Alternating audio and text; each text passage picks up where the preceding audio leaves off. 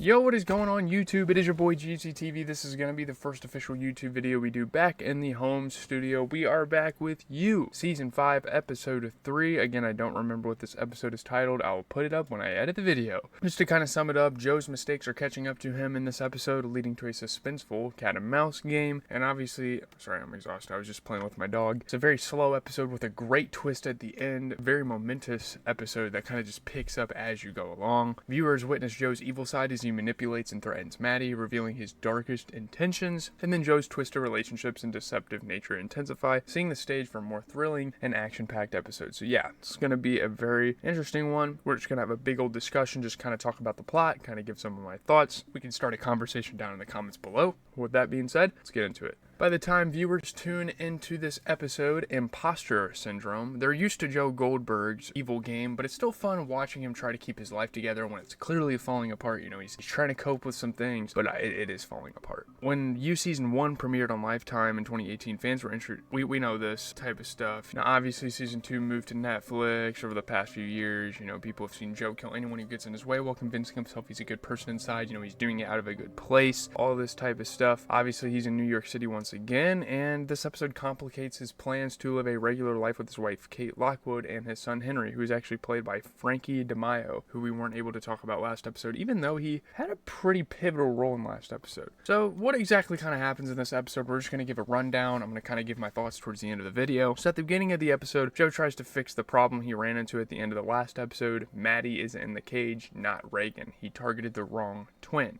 So, like, he genuinely did. Like, she was caught cheating. It's not like a trick by Raegan. Raegan finds out. I mean, maybe later on we find in a plot twist that we figure out in a plot twist, maybe there's a revelation, hey, Raegan set her up to do this. Joe lies and says he has a crush on Maddie before blackmailing her into keeping quiet. If she doesn't say anything, he won't spill that she and Raegan's husband Harrison are having an affair. It's a little too late for that, though. Later on in the episode, eventually Raegan finds out all this stuff. Well, Joe locked him in a supply closet. I think Joe kind of failed to remember that he did that. This scene works well since it proves that although Joe has been a serial killer for years, he still makes mistakes all the time, which makes fans wonder when he's going to get caught. And I think possibly, I might have gotten spoiled a little bit, but I think possibly this season is going to end up him getting caught. Sorry if I'm spoiling anything to anyone. It was clear that last season would mean big changes for Joe, and he's in even more trouble this season. The rest of the episode is divided between two main storylines, which they tend to kind of do. I think this season, more than a lot of the other seasons, is pretty well structured, actually. Kate trying to fix the fact that Raegan wants Henry expelled from school, and Joe's interest in his Mooney's employee Bronte growing. It kind of continues. I think last episode they were kind of talking about these things as well. It is season 3, right? Am I tweaking out?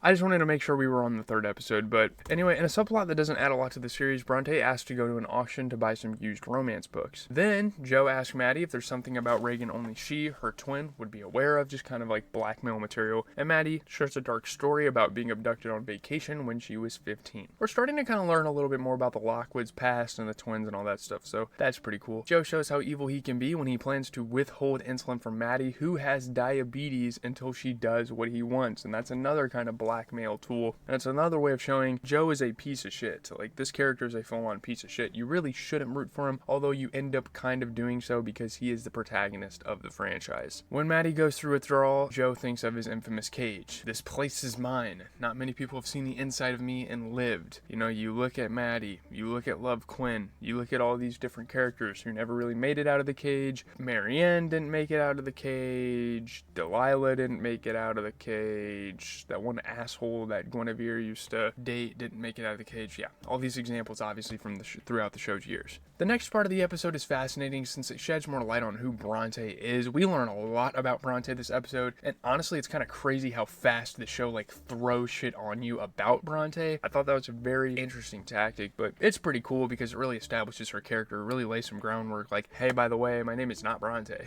But Bronte and Joe go to a literary salon that she's part of, and he meets her ex-boyfriend Clayton, who's a new character played by Tom Francis, who embarrasses Bronte by reading her private work. You know, she's into romance, she's into all these like intimate stories and these fantasies and all this type of stuff. Clayton says Bronte's real name is Louise Flannery, which is a big reveal for Joe as well as the audience, who thought she was going to save him from his unhappy marriage to Kate, but really she's living a giant lie. Really, she's kind of using Joe. He learns about that. It's pretty upsetting, of course. As the episode nears what's sure to be a thrilling conclusion, one loose end gets tied up as Raegan says that if Kate keeps Maddie and Harrison's affair a secret, she'll drop the charges against Henry. Obviously, it's kind of bad press for Kate to go out there and kind of discuss these things. Then, Joe is mad that Kate doesn't want to kill anyone, which is fucking crazy, and also gets mad at Maddie, who he learns was Raegan's surrogate.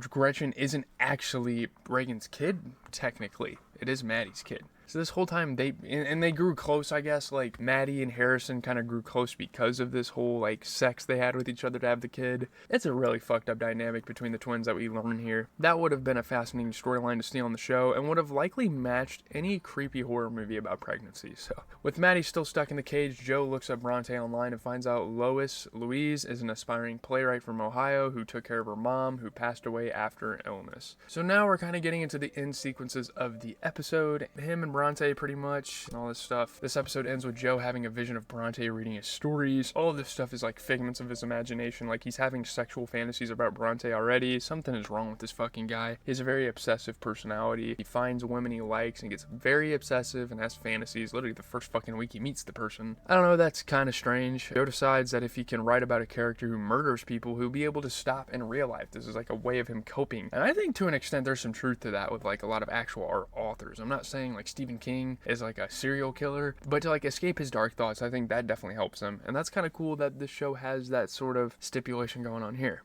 Of course, viewers know that isn't the case, of course. Like, this show has built its foundation on Joe going around and murdering people, so they're not going to stop that now. He also thinks Bronte gets him more than Kate does, which is how all of his twisted relationships start. Like, oh, you actually get me for once. And then it turns out later on that the girl doesn't really get him. It doesn't really mess with the fact that he's just a serial killer, and it is just a vicious cycle. Kate and Joe's marriage gets even worse, though, when Kate asks Joe why Joe isn't upset, and he says he's not guilty about keeping his dark side secret now. So Joe's just kind of fucking making it worse here. Like some of the shit he says to Kate in this last scene, I don't know. Fans thought Joe would get tired of his happy marriage, and that's definitely happening now. He's like, yeah, I need to get back to the fucking dark side. I don't want a goody two shoes as my wife. I missed having Love Quinn, a fucking psychopath, as my wife. He didn't kill anyone for 3 years, but now he can admit the truth. When Joe tells Kate he has a purpose in life by keeping her and Henry safe by killing others, she rejects that idea. She doesn't like that, and who fucking would? My purpose in life is to protect my family by killing anybody that has suspicions of us. It's not a healthy relationship. Why would you want to be a part of that? And Kate's telling him right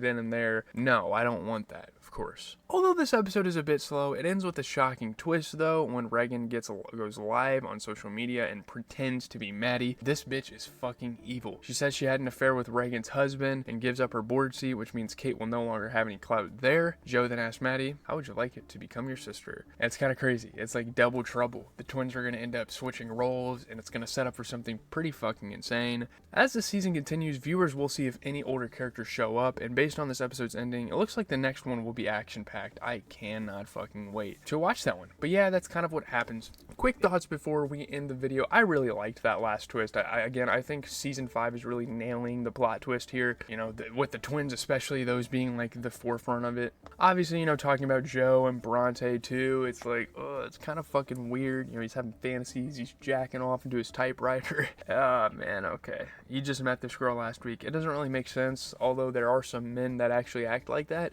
Again, I really like Raegan and Maddie as additions to the show because they're just playing tricks with each other. They're playing tricks on Joe. It's really going to come crashing down. Obviously, Harrison's probably going to get phased out of the storyline because, well, the affair happened, and, you know, Raegan's going to want to get him out of her life and all this stuff. Sorry if my hair looks like shit. He's probably going to get phased out. Again, people are kind of hinting at old characters becoming involved too. To see what happens there. Really intense season. Not really action-wise. I do think the dialogue shines a lot more this season than honestly most other seasons, so I can kind of give it credit for that. Obviously, like, kills-wise, we've only seen in the first 3 episodes, Buffalo Bob, I think. Bob, the uncle, is the only one that has met his fate. I don't know if Maddie's gonna fucking die either. She's a pretty major character, and she's gonna play play a pretty major role moving forward. So I know I'm talking fast, I know I'm kind of bouncing off the walls here, just wanted to kind of sum up my thoughts before I wrapped up the video. But with that being said, that is going to do it. Leave a like, comment, and subscribe. As always, this has been your boy GCTV. Let me know how you guys like the new format of video. I kind of like to wrap it up quickly. I don't want to be here long. Plus, I need to get videos out as much as possible, especially in the summer. And we did find out, we know that like next month Squid Game is coming out, so I'm gonna have to at least watch all these episodes by then, which I'm sure I'm going to, given that it's summer. And plus, you guys don't want to sit there for 15 minutes and watch me talk about the show. I think this summed up format is fine. I'm out.